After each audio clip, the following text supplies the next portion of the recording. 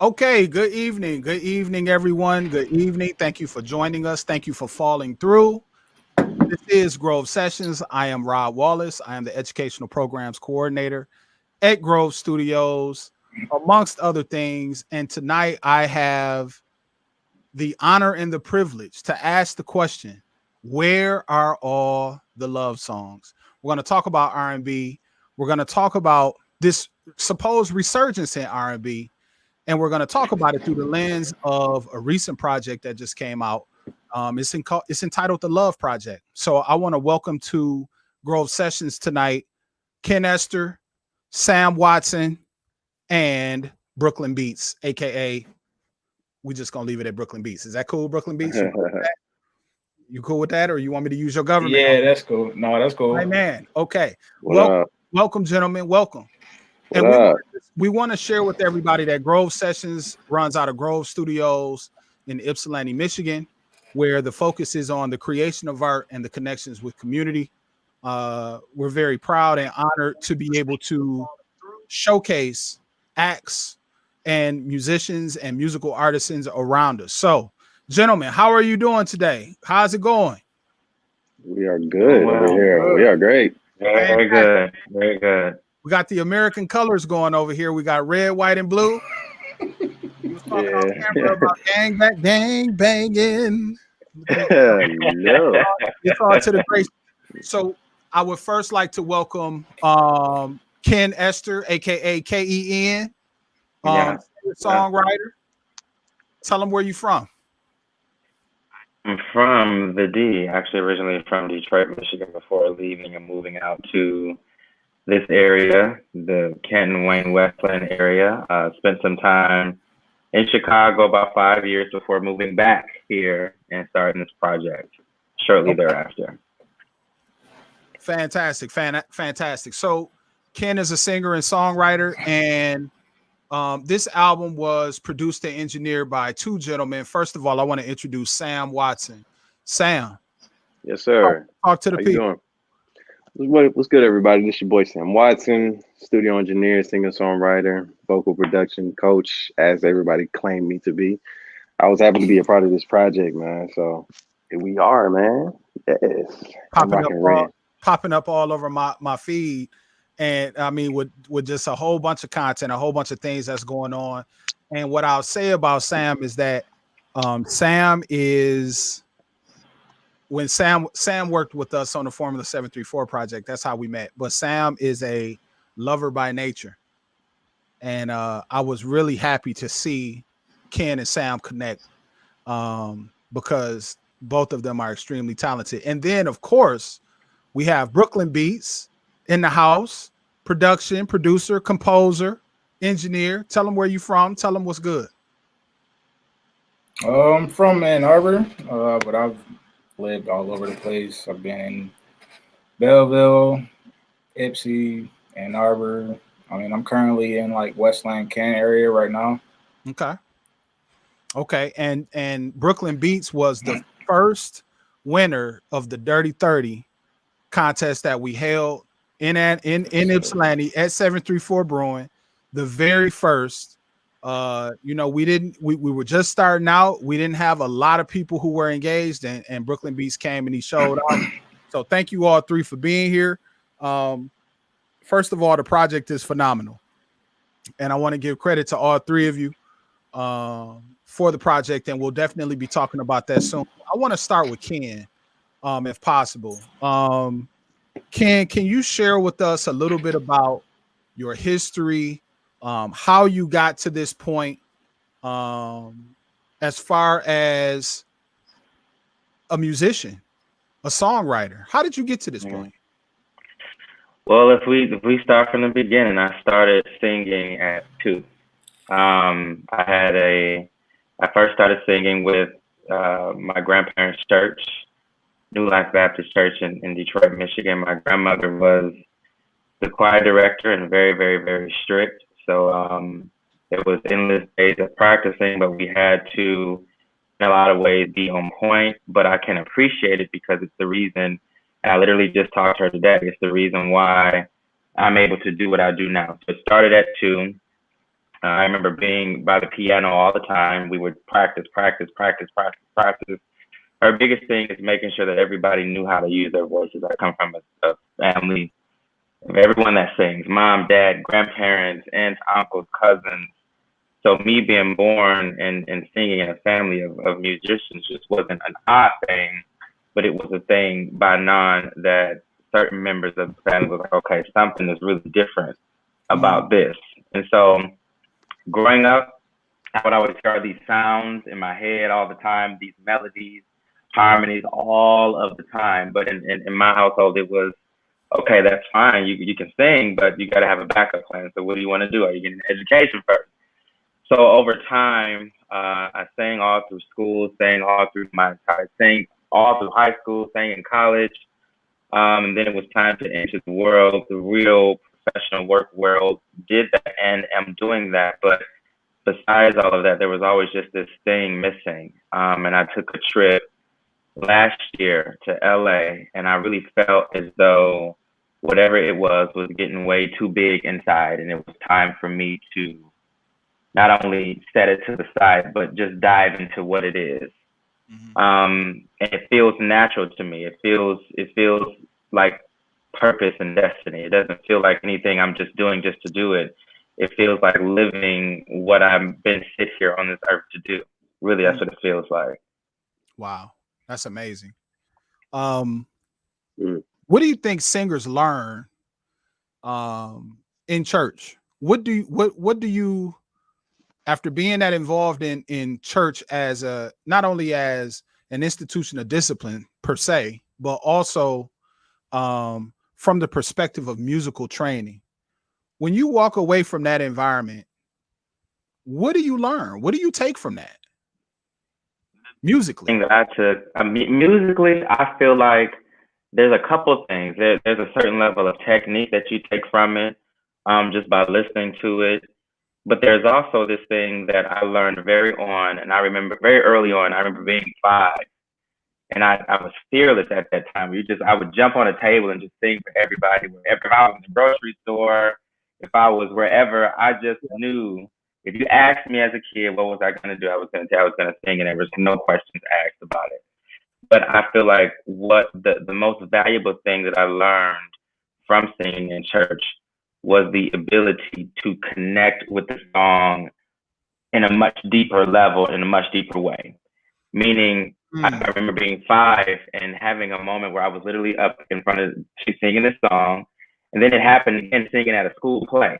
So I'm singing the song, and then poof, before I knew it, the words are coming out, the notes are coming out fine, but I'm somewhere else.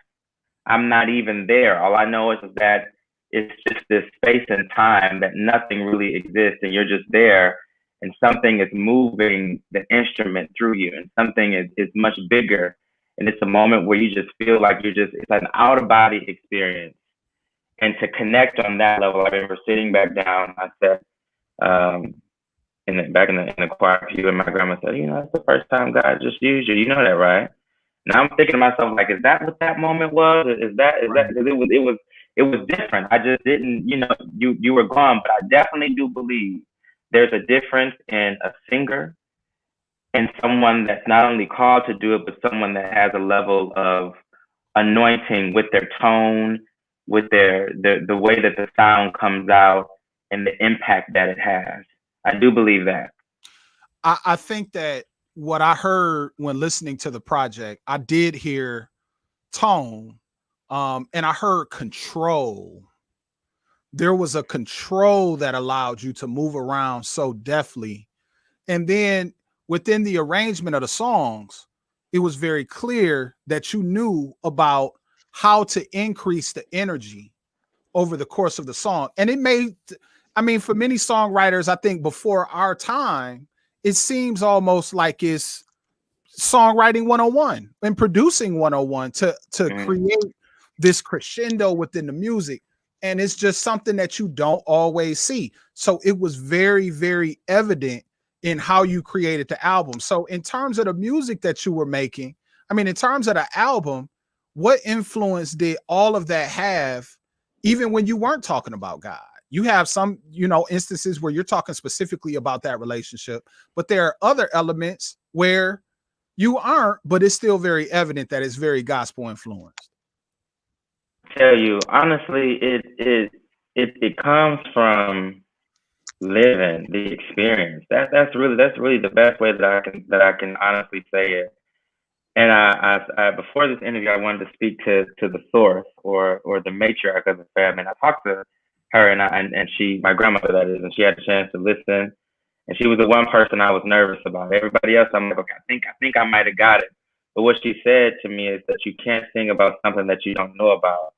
And then what you hear is the fact that outside of you maybe being a certain age, you've experienced some things and even things that maybe we don't even know about. And I said, that's exactly true.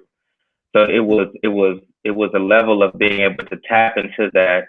And then the importance I felt with being intentional about the sound, the way the music was structured, the purpose and the intent that I had coming out of it. And it was a prayer that I prayed and wanting to do it the right way. And I was kind of intentional about the creative process from there on out and how to connect, and connecting with the songs the same way that I felt that I connected in the way that I learned to, which is deeper, while, having that one-on-one training as a kid that I had. Wow.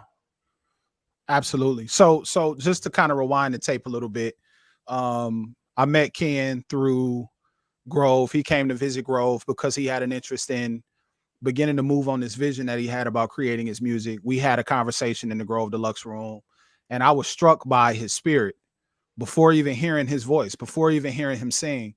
And I think that I did ask you to sing while we were in there, and it was less than 15 seconds. I'm like, okay, just stop. Just cut it out. Yeah. Just stop now. I don't even want to hear anymore. Just stop. And the first person who came to mind was Sam. And so Sam, I remember making the connection between the two of you maybe a day later or something like that. And so Sam, tell me about how you connected with Ken. I mean, I guess we know how you connected, but tell me about that first conversation and when you kind of knew that this was something that you would be willing to undertake, because you're super busy. I'm sure we're going to talk about that as well, but oh yeah. How did you know? Initially, usually when I work with new artists, the first thing that comes to mind is like, do they have good vibes at the end of the day? Because I'm all about good vibes, positive vibes. And with Ken, when we first talked on the phone, I wasn't sure because, still trying to fill him out. But when we first, when we worked on the very first song, which was 90 Vibes, which by the way is fire. By the way. Yeah. So as soon as we started working on that first song, I immediately started to click. I started to understand where he was trying to go, what he was trying to go for, and I understood. I guess you can say I just found a way to get up and finally walk into his world and have him baby step me on where he wants to go with this. So it was a great journey for me, long one, because of COVID, but it was well worth it at the end of the day because the project turned out, in my opinion, really, really beautiful. I didn't expect to do a whole project. I'm used to doing one song and that's it and move on to the next and probably do some more in the future, but we did a whole project, me and Brooklyn. So it was crazy to me. So that's fantastic. That's fantastic. And shouts out to Grove Studios and Amplify Fellowship and Leon Speakers, because of Amplify Fellowship, we've been afforded the opportunity to utilize artisans like Sam to provide some of their knowledge base to the rest of the music community. So this Sunday, November 29th at 7 p.m., we're going to be having a workshop called Vox in the Box.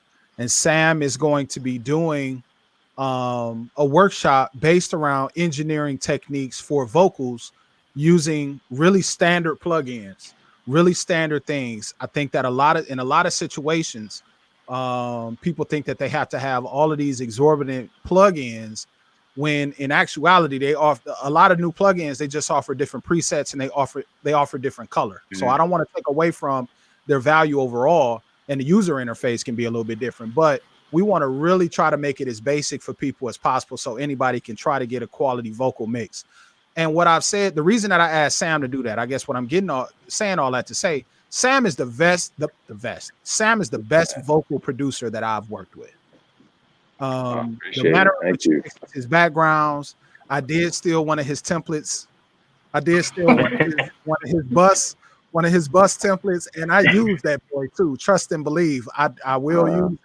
I do use it, I should say.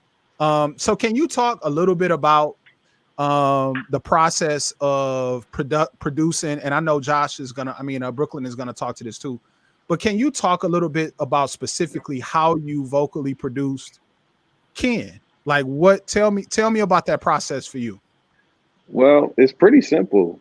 Ken already had everything laid down. He already knew how he wanted everything to sound. It was just the question of what else could he add on to what he already has. You know, for me, I just freestyle all the vocal. Like, you can ask him. Like, anybody that knows me is like, you just ask me, do you have any ideas? You know what? Let me think. Try that. Right. See if it works. If it works, it works. If it doesn't, it doesn't. That's pretty much the beauty of infinite tracks, man. You get right. Yeah, it was just straight freestyle the whole time. Like, I didn't have no type of presets in there where I was like, oh, I know exactly what I want to do. And it was just like, let's try this. Let's see if it works. That's pretty much how it was. Every single session. Yeah, that's fantastic. Ken, you had something?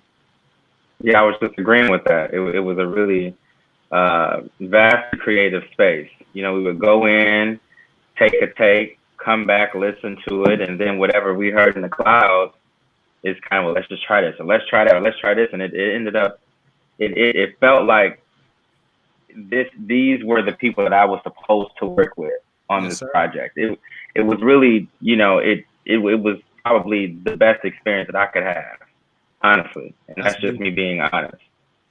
That's fantastic.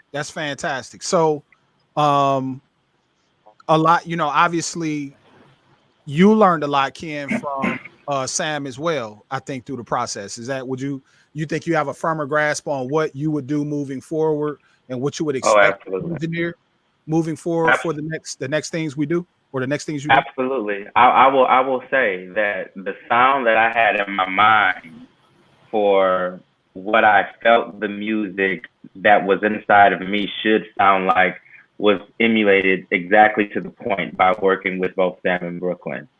And I feel like it was a sound that was discovered, and it helped me then claim my lane, because it's what I've always felt and heard, but I've never heard it in this way, nor did I know exactly what it would sound like, if that makes sense. But finding that and now knowing that, I've discovered something that every artist, whether they're making beats or singing or composing or whatever, you have to find and know your sound. You have to know exactly what works for you and the lane that you are choosing to navigate in. Of course, you're going to try different things as time goes on, but I found that by working through this project. Fantastic. That's great. Just real quick with Sam, you work closely with Asaka the Renegade. Yeah, does he still go by Asaka the Renegade or just Asaka? He goes by Asaka the Renegade. He goes by all the names. Asaka. Right. That's his real name. That's his government. That's his last name. Absolutely. But yeah, Asaka. That's my brother. That's my big brother. I work with him every day, literally. I frequently will say, protect Asaka with your life. I think it's the other way around, because he don't need protection. He don't need. No, I'm saying he's just super talented. He's just talented across the board, and I think that it's just an illustration of your versatility. The fact that you have the capacity to go from a relatively straight R&B project like a Ken Ester to an Asaka who's extremely modern, extremely varied. I think that's fantastic. And also, and again with that, we have to talk about Brooklyn, and Brooklyn's versatility as well assisted this project. Brooklyn, can you talk about your process in terms of how you worked on this project. What kind of process did you go through in terms of choosing beats for Ken, or was it vice versa? I mean, working with them is pretty easy, to be honest. I think pretty much every beat that we came up with, we did it in session. So it wasn't like I had beats already. Like, I think we did one where I was just going through beats after we had finished the session, and he had heard one that he liked. So we pulled it up, and me and Sam added a little bit more to it. Mm-hmm. But it wasn't like I just play beats. It's not like a regular artist producer thing where I just set up and play beats and he just picks what he likes. Like, pretty much like every session he would come in and we would start from scratch. And it's easy working with, as far as production with Sam, because it's like he's a master on the keys. So he'll just like within a matter of minutes come up with a melody, and then I'll add some drums, and then he might add something, and then we'll just keep going back and forth until the beat is done or Ken likes what he hears, and just go from there. But it was pretty simple. That sounds fantastic. So Brooklyn, are you still working with Tracksiders in Ypsilanti? You want to get them a plug real quick? I've done a couple things over there. I've just got connected with one of their artists that they've been working with, so I'm hoping to keep working with them in the future. And of course, I'll still work with Lou on pretty much everything he does. So okay, yeah. Fantastic. Shout out to Lou Picasso in the gallery. They just dropped the live project a couple weeks ago. Yeah, that project was that was dope to work on too. Excellent work. Just out of curiosity, who would you, if you could work with anybody, if you could kind of like just connect with somebody that I know that answer automatically. I know exactly. In the studio for like a month with you, you know what I'm saying, and get or get carry out food and just really iron out and work. I know exactly who he would say. Who would I say, Sam? Janae Echo. Oh man. Janae. Yes, of course.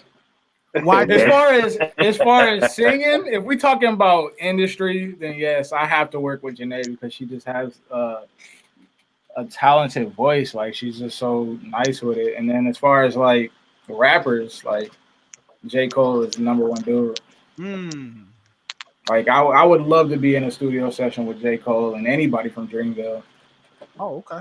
That's a goal, bro. That's dope. That's dope. I wanted to bounce back real quick to Sam just for a quick second, just to talk a little bit about Formula 734. The album is available on formula734.bandcamp.com. Yes, sir. Sam engineered and mixed the lead single from that project, Proud of You, featuring Buff One and Lou Picasso, and he actually sang on it as well. Can you talk a little bit just real quickly about that experience of creating that project and what you learned from it? Project 734, Formula 734. For me, it wasn't new for me because I was already in a group and we was doing sessions like that, just having conversations on what we could potentially talk about, having conversations on what we could focus on as far as singles goes and everything. So I ended up treating this whole process like how I usually do with every other big group session process. You know what I'm saying? So with this, I had fun with it. There was some times where it was like I was struggling trying to figure out how can I bring out that old school sound mixed with the new school, because we had different variety of artists. We had old school from you, Rod, to new school from Lou, to youngins, to this new generation, you know. So I was trying to really mash that all together and make it sound at least like today's sound, but also bring that nostalgic sound with it. So that was my whole process throughout that whole journey, you know, just trying to make sure that everything was good to everybody else. Because to me, it's like, oh, this might not be it, but until somebody else says otherwise, I'm like, cool. It's like I put a lot of pressure on myself. I don't know why, but I do, because I just want to make sure everything is A1, you know? Absolutely. And I think that's the curse that is being an engineer. you put a lot of pressure on yourself, and you can tend to be extremely meticulous. I think I remember one of the conversations that we had when we was going into one of the sessions or whatnot, talked about an engineer has to be a leader. As an engineer, you got to kind of be bold enough to stand and say that ain't right. So I commend you for being able to. I saw you during those sessions kind of stand in that light with guys that you didn't necessarily know that well, and to say this is the direction that I feel like we should go into. And I commend you for that. I think that you did a fantastic job. And so for me, it's nothing for me to be able to point additional opportunities in your direction, knowing that it's going to exhibit a certain level of quality. So thank you very much for that. And you and Brooklyn, y'all have a chemistry as a team that has no bounds. Yeah. No bounds at all. So I'm very proud of you guys. I'm extremely proud of you guys because the project is crazy. And we're about to talk about that. But I do want to add, where are all the love songs? Oh, they here. They here. Sam, where are all the love songs these days? Like, why? And I would say, honestly, I do see a little bit of a resurgence in terms of the things that I've been listening. And maybe I just ain't been checking the way that I need to check. But go ahead. It's here. It's definitely still here and popping hard. It's just a question of who to listen to confirm that. Really, it's like there's so many artists here around the world that are gaining so much attention on the R&B side of things. Like Giveon. Giveon is probably one of the most dangerous singers I've ever heard. His voice sounds very modded, but it's just naturally his voice. Giveon, Janae, Eric Bellinger, so many. August, Sir, definitely Sir. You know, any SZA, anybody. Like the music is still here. The love songs are still here. It's crazy. Absolutely. Bryson Tiller, for sure. Bryson right now. I think one thing that's odd is how, you know, depending on who the vocalist is, it really drives the direction of the song in a lot of in a lot of beats. In a lot of music these days. If it could be a rapper that's rapping on the same song that a singer is singing on, if that makes sense. Like depending on who the vocalist is, that determines the pathway of the song. So it's interesting to hear content that speaks to what R&B content typically does. I've been listening to it and see you called me old school a few minutes ago. I ain't gonna mess with you about that. But I like to think that, you know what I'm saying, I'm hip. I know I'm a little bit unk style right now, but I like to listen to everything that's new. But I also study the greats. I study Gamble and Huff and the Philadelphia sound. And I pick things out from a production standpoint that make it stand out. So I want to ask Ken, like, what provided some of the inspiration for you to attack the songs? Because you wrote all the songs on the project, correct? Yeah. So can you give the people a little bit of insight into what drove you to write some of those songs? Was it specific instances or what? Yeah, in some cases. So if I can go out of order, the first song we worked on was 90s Vibe. And when we went into the studio, we really didn't have any marking of where we wanted to go. I just kept feeling as though I wanted to hear a beat where we can vibe in love. I kept thinking about, I want to vibe in love, I want to dance in love. And then they started playing something and I caught it and I kept feeling, so let's dance in love.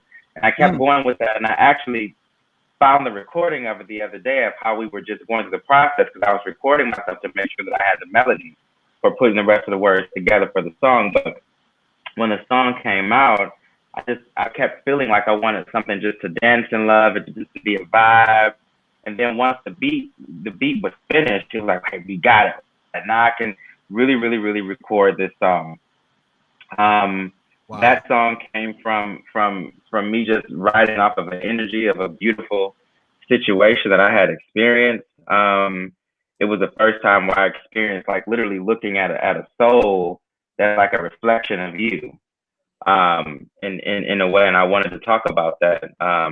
One of the other songs, which was God's Love, I wrote that when I was about 26. I remember being in one of my offices at work, and I literally just got a pen and paper out and wrote that song in probably about 5 minutes. I sat on it for years. Just never felt like I had the right time to do it. And then as I got through the project, I began to see a thread of me speaking about love. And the project for me was just going to be originally called the Project Art. But the Project Love came about because I feel like after going through some things in life and experiencing some things, and then ultimately really finding what God's love felt like it meant for myself, I was able to emulate that and talk about that from the stance of a relationship, to the stance of you finding it in your life with your friendships and everything else. And then you go through something that might be a little bit hard. You may have a little bit of heartache, a little bit of, something that breaks you, that takes you to that place. But then you always go back to God's love at the end, where it's like, okay, now you always got a source or a pinpoint or a place to go, which is finding that thread of love throughout every situation that you're in life. And that really was the basis of what I wanted to do. And I so often on the radio, which is okay, and there's nothing wrong with this. I'm not saying anything is wrong with this at all. You always hear songs about somebody cheating, somebody, it's always what every female mostly talk about, being cheated on now. Men talk about not being responsible. You just hear a sound of something, and what I wish I can get people to understand is that you sing that, and as you, even if it is your experience, you got to sing it over and over and over and over and over again, right? Which means at some point it's going to show up and manifest in your life because you're singing it and you're saying it.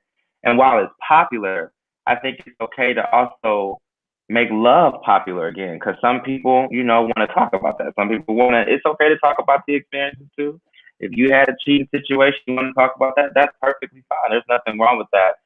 But when you hear a sound that is all about that, then somebody has to kind of, carve out a space and say, okay, well, this still exists too. This is still here.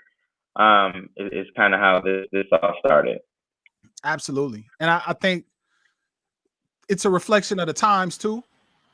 The fact that, it's love is under attack, relationship wise, people to people wise.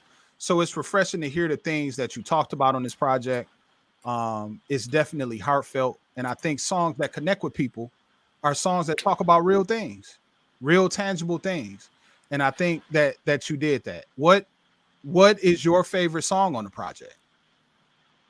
All are my favorites. Every last one of them. They all are. Nah.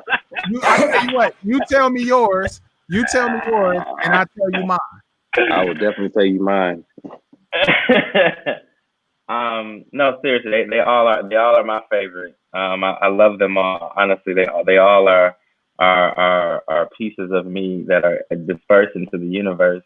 But if I can say my top favorite, I would say 90s Vibe, Hold Me Close, and God's Love. Those and are Fly my top Higher, favorite. and No Worries. Fly Just Higher. Yeah. Just put them all on there. Right. Put them all on there, right? What was so I heard Sam, what was yours? Mine is Hold Me Close. Okay. Mine, Hold Me Close for sure. Is it? I already. It's soon. That was like the second to last song that we worked on, me and Brooke.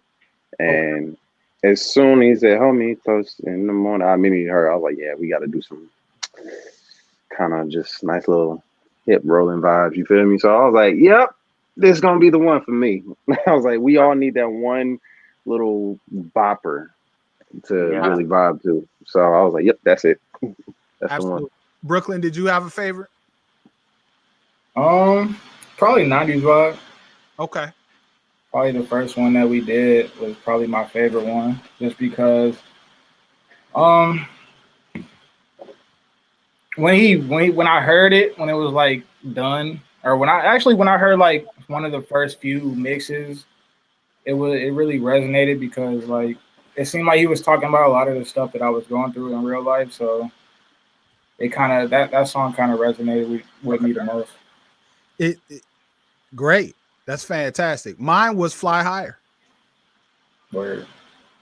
I mean, it just had a groove that just caught me that day. I actually was riding with my mom in the car, and it was it was refreshing to listen to something like that. That was just it just resonated. You know what I'm saying? So I've been advocating for the project all over the place. What's next? Like I noticed that this is 5 songs, and we are definitely in an EP time. So are there additional joints that could pop up somewhere, or is it are we gonna continue on this 5-song vibe moving past this one? I would I say don't know. in the future, there is more to come. I like to not talk about it right away, No. because I haven't had a chance to talk to them about it. But there is a revamp. We will be continuing. Put it that way. God willing, and all lines up, we're gonna be doing more. I have everything sketched out for the next. Already it's done. I already have it written out. So I'm just really waiting on the perfect time to start recording it, honestly, and setting that up. But I don't feel like in no time soon am I going to just stop and just like, okay, I'm done. Like I got an EP out and that's all I was going to do. Mm-mm. Absolutely. I would love to see you guys just continue to work. Just continue to work. And I think, Lord willing, very soon, and we talked about this, I can be transparent about this. Ken, we talked about this. I would love to see live performances of these records, maybe acoustic, maybe not. Nice element, maybe at Leon, maybe at the Grove Deluxe Room or something like that, with candles and smoothness, because I think the people need that, man. Oh yeah, it's definitely coming. Listen, I'm hip hop to the dirt, but it has a place. It has a place because, and again, your project is modern in its production and in what Sam and Brooklyn brought to it, but it's not. And it has the capacity to persist through time. So I give you a lot of credit for that. What's next for Sam? What else are you working on, Sam? Currently putting the final touches on my album. Actually, yeah, the album, but right now I'm focused on the Vault Music series right now. It's a little series that I came up with where I release 5 songs every week or every 2 weeks, depending on how everything turns out. It was just, I had a lot of music that was just sitting there for no reason and didn't have no purpose. So I was like, you know what, let me create a purpose for it. Vault Music series. Here's some random songs that I made and hope you guys enjoy it. And the reception is very crazy to me. Like the first song came out and people were going crazy over that still. I just released the 3rd one. I'm working on releasing the last 2. I'm excited for the very last one because the last one, me and Brooke went crazy on that one. It's about to go dumb. We about to go dumb on this one. Like it's crazy. I'm excited. That's fantastic. Brooke, what you working on? You working on anything specific right now? I've just been working with a lot of dope artists. Like I've worked a dude that I just got done working with. His name is X Wayne. He just dropped his project that I did all of the engineering on, and I think I did production on there. I just had him in the studio Saturday. So we got another project that we're working on. And then I had another session Sunday with a dope artist by the name of Raven. Hey, boo. So we working on some stuff. Dope artists from Rose to Sam and Asaka and Lou still. Right. So I've just been all over the place just trying to work, man. That's good. You guys are doing an exceptional job. You did a great job with Ken's project. I'm a fan of all 3 of you. I was before, but now it just catapulted when I heard the chemistry. So fantastic job. Everybody can check out Ken's album. That's KEN at Spotify. Project Love, all over the place. Check that out as soon as possible and drop him. One thing that I always say is when you got people around you that's doing dope things, make sure you support them so they can continue to do dope things. So make sure when you listen to the project, send Ken a DM, send him a message, post it on your Instagram, post it on Facebook, because people need to hear this project. I think that it can go a lot further. And I really misspoke because when I started to get you talking about what you wanted to do next, I really feel like this project got a lot of legs. It does. So I want to see visuals. And y'all got Sam. You got some dope visuals coming out your way, man. That visual that you just put out with what's her name? Rose Thornberry. Man, Rose Thornberry. Yeah. Oh, the joint that you just did with Osaka too. So I would love to see some. Oh yeah. You know, and the No More joint. I may be speaking too early or whatever, but I would love to see more visuals from what you guys are doing. Hopefully, we can get past this craziness out here to give you guys the opportunity to get in front of some people and really allow them to feel that vibe in the place. You know, that's the goal, man. So they can get their time activated by this music. That's really what I'm looking forward to. I got some. I'm trying to get some time scheduled where I can literally just run through the project live. Yeah. And really just do some things. Obviously, I would need both of them there. They can be there. But I really just want to run through it, record it live, and just start. I want to I had the vision of doing maybe a combined video of 90 and Hold Me Close. It just depends on how I could have it do it in my mind, but I'm seeing something with that. And then continuing the creative process. I couldn't, like I said to you before, I couldn't have been blessed with two better people to work on this project with. It took legs of its own. Every time I came in there, I just sang the melody of the song, sang what I heard, and the beat just came. That stuff doesn't happen if you're not ordained to be in a space with certain people. And my dream was actualized by working with the talent that both of Sam and Brooke bring. And I want to commend them for walking in their purposes early. Absolutely. Some of us, to see that, to see people are like, look, this is what I'm going to do. And I'm going to do this at all costs. Like, you know, there are some of us that have been walking around swelling up with talent, swelling up with creativity, but we're so focused in the world, like, oh, I got to make sure I have, I got to do this. I have to have a retirement. I got to do this. So life hits you. But even at my age, when I decided to start, which in my 30s, which is still okay, I had people that were living in their purpose already that I was able to be connected to give birth to something that's even beyond what I could have conceived it to be. And the feedback that I'm getting from it is amazing. And I just want to continue to do well. I really do. Amazing. And I want to continue working with these two brilliant minds in music. Like, this would not have been possible. I couldn't imagine two other people that I could. It wouldn't have been no Project Love if it hadn't have been for them two. Honestly, it just wouldn't have worked. Absolutely. Appreciate it, man. Thank you. Absolutely. So if it wasn't for Wallace, if it wasn't for Rod, literally, like, he hit me up and then I hit up Ken and I was like, you know what? I think Brooklyn needs to be a part of this because I can't do this by myself. I know that much. Yeah. What I shared with Ken at the time was, I've just been blessed to be put in a position where I can connect people. And if that is my impact on people being able to meet their dreams, then so be it. I'm perfectly fine. I'm able to I don't feel the need to control everything, or say, oh, I got to work with Ken because he came to work and let me put him in a position with people who I know are going to help him win. And I think that's the true benchmark of service, to be honest. So it was my pleasure. It was absolutely my pleasure. And Ken and I have talked about that.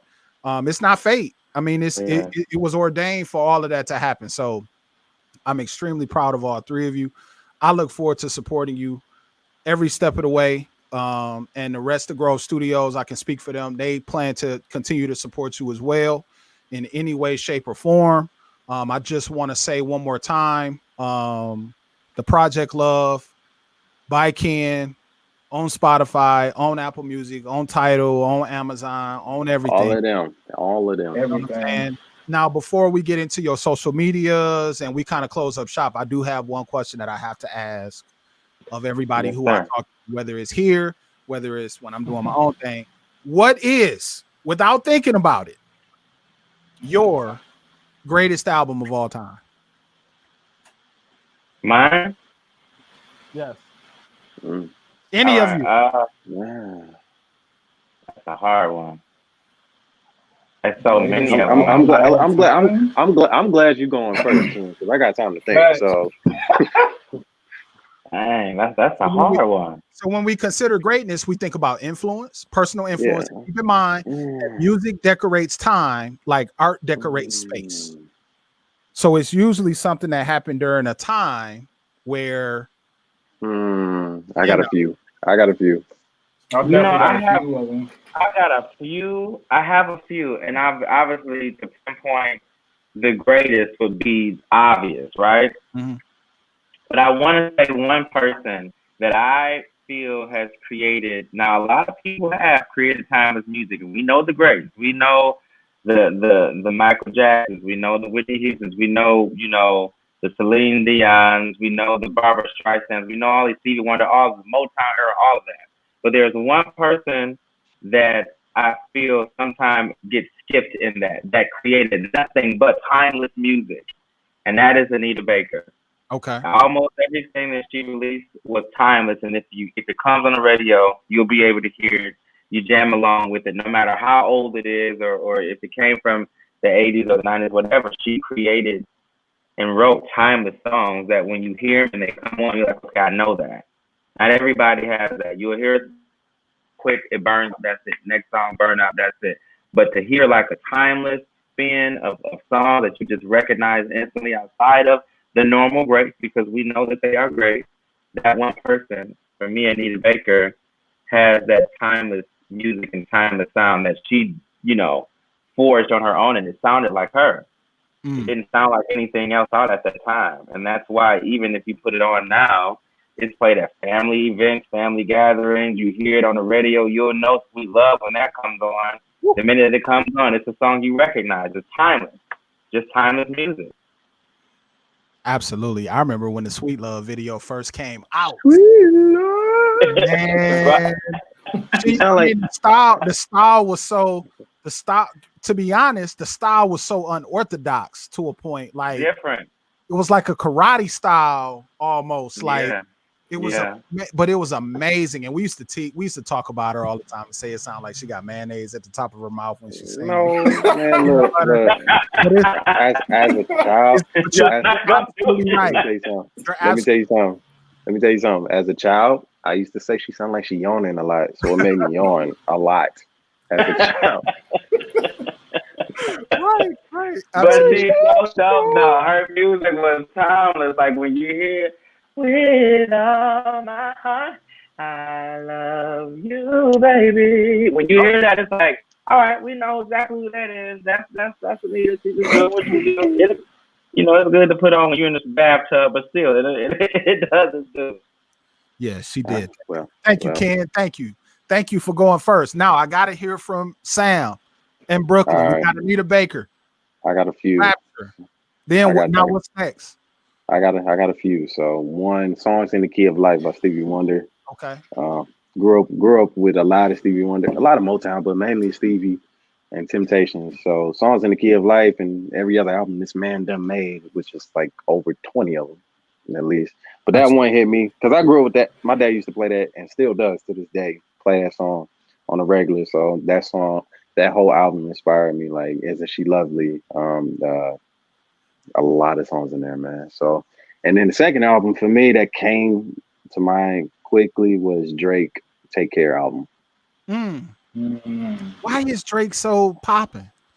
I understand. And all my OG friends, they found me, but I get it. I get why Drake is so popular.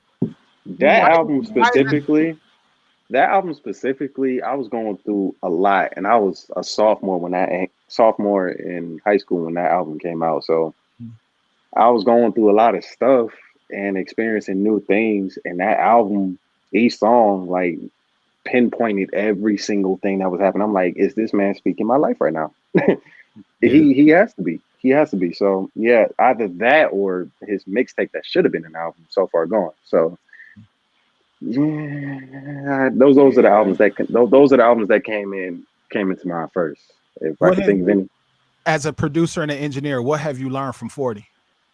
Man, look, 40 is first of all. Man, 40 is dangerous, first of all. So that just made me want to become just as dangerous as him or get that type of recognition. It's like when you hear his name, you like, oh yeah, that dude right there. Or the same thing, you hear Sam, like, oh, that guy right there, he cold with whatever he does.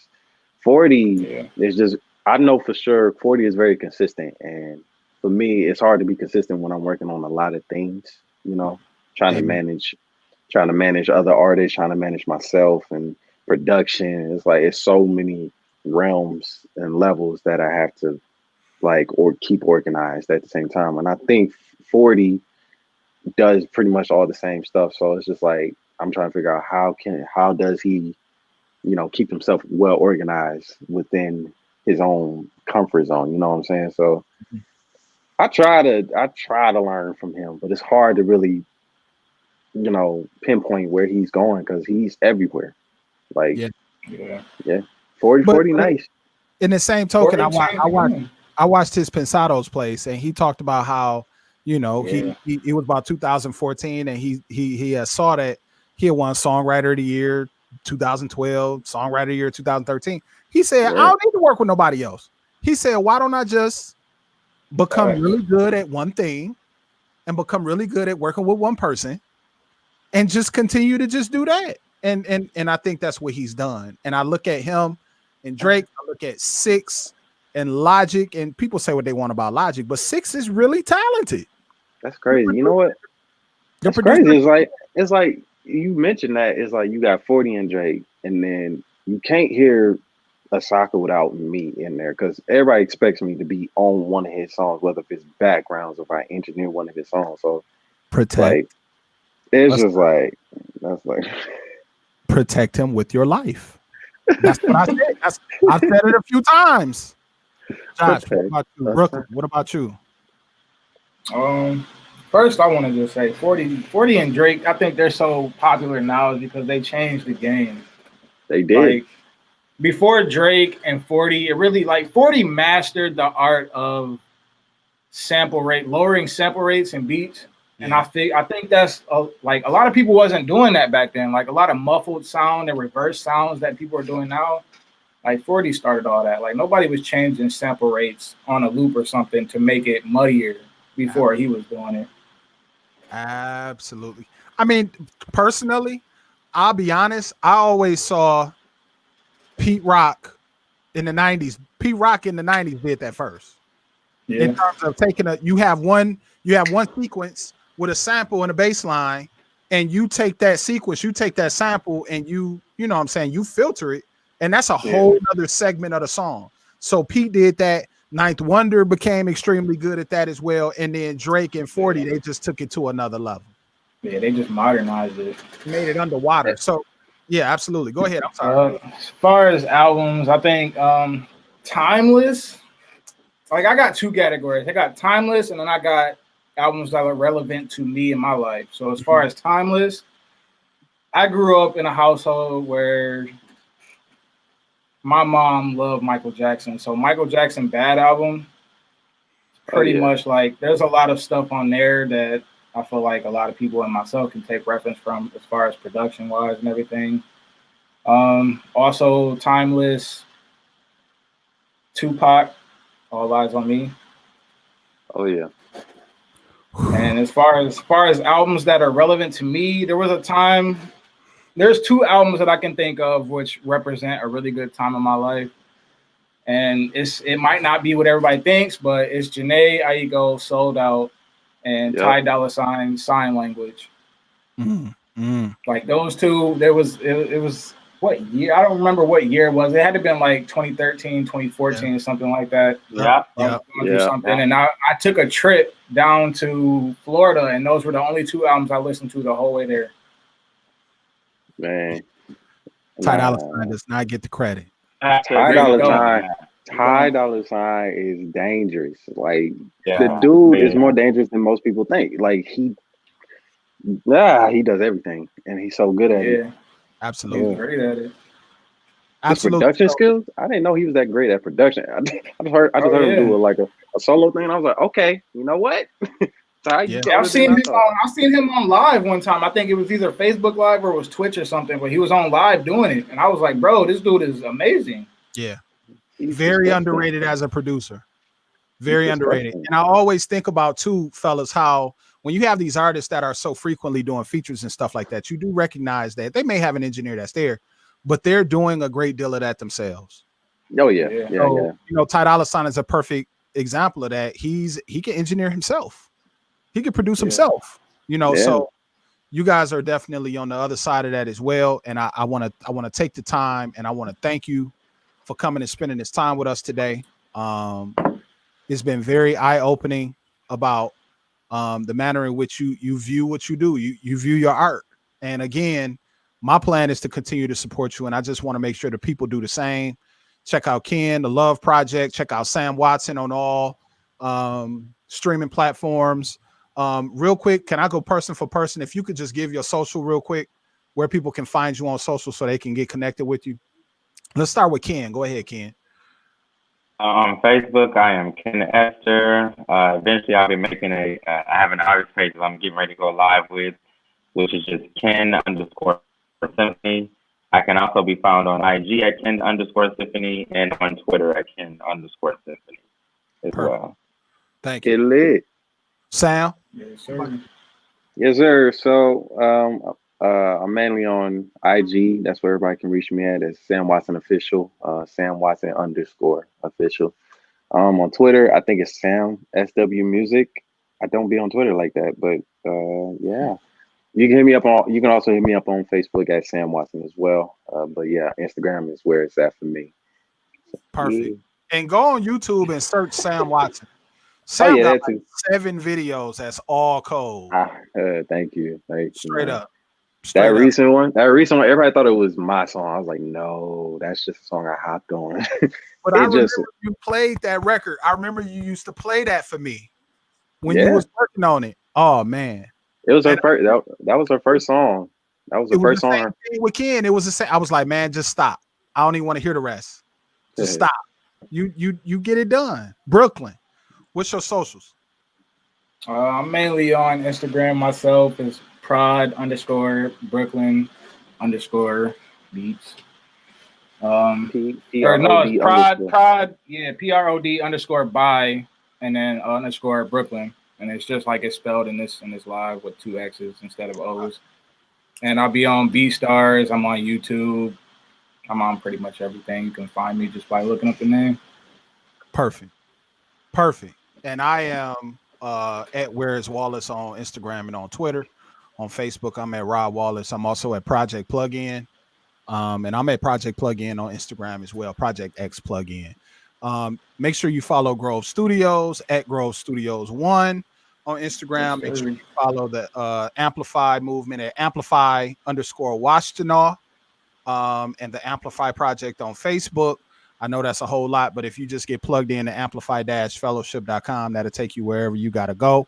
Real quick, I just want to give a couple of quick updates. Grove Studios is offering gift cards. They are selling gift cards for the holiday. You got a musician in your life that needs to spend some time away from everything in a very quiet and a very clean and safe atmosphere.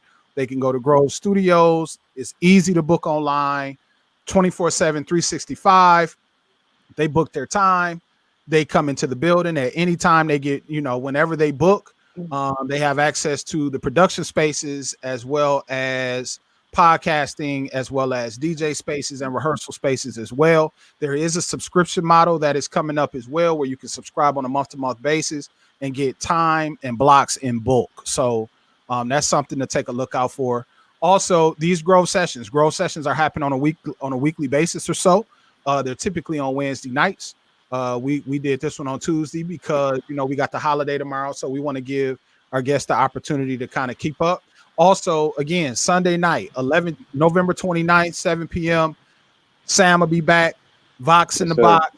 How to produce vocals in the box. Hopefully he'll be showing us some of them Ken Ester stems. I actually am. I'm doing what he did. Not everything. I actually am. Actually, Okay, the song I'm gonna do is "Hold Me Close." I think that's perfect, the most. I think he perfect, did the extra most. He did the extra most on that song and '90s vibes, but "Hold Me Close" is gonna be the one that's gonna perfect. get My that hope smooth. is that my hope is that I can get Sam over here to Wallace. I don't even got a name for it. I'm gonna call it Wallace Wallace Industries. Sound Labs to come over here and kind of show what he does. You know what I'm saying? And get it done here. That would be fantastic. Again, I just want to say, oh yeah, other thing, Amplify Fellowship. We did bring in our 3 fellows. Shout out to Danny Darling. Shout out to London Beck. Shout out to Kenyatta Rashawn. They're going to be working on this new project. Look out for vlogs that's going to be coming from them. We'll also have a Grove Sessions that's going to be scheduled for December 16th, 7 p.m. to meet the fellows, to talk to them about their vision and what they want to make happen. So that's probably the next time that you will see me in this venue. But again, I just want to say, support the people around you who are doing dope things so they will continue to do dope things. Again, Ken, Sam, Brooklyn, thank you for coming through today. I sincerely appreciate you coming, and please continue working together because you guys have created something special. Shout out to Rick behind the boards, Yes, taking sir. care of the production of the event tonight. Shout out to Max. Shout out to the rest of the team at Grove Studios and Maya Amplified Ash Fellowship. Shout out to Dirty Old Men, my team, my homeboys. Everybody be cool. And with that, we'll just say peace. Everybody say We peace. out. We Enjoy out, your man. night and be safe. Appreciate it. Later. Stay in the crib. Right. Who you point? Stay. So Ken can give me them candles and incense at the spot on this album. Pause. Flat out. All right. Everybody be Right. cool. Thank you very much.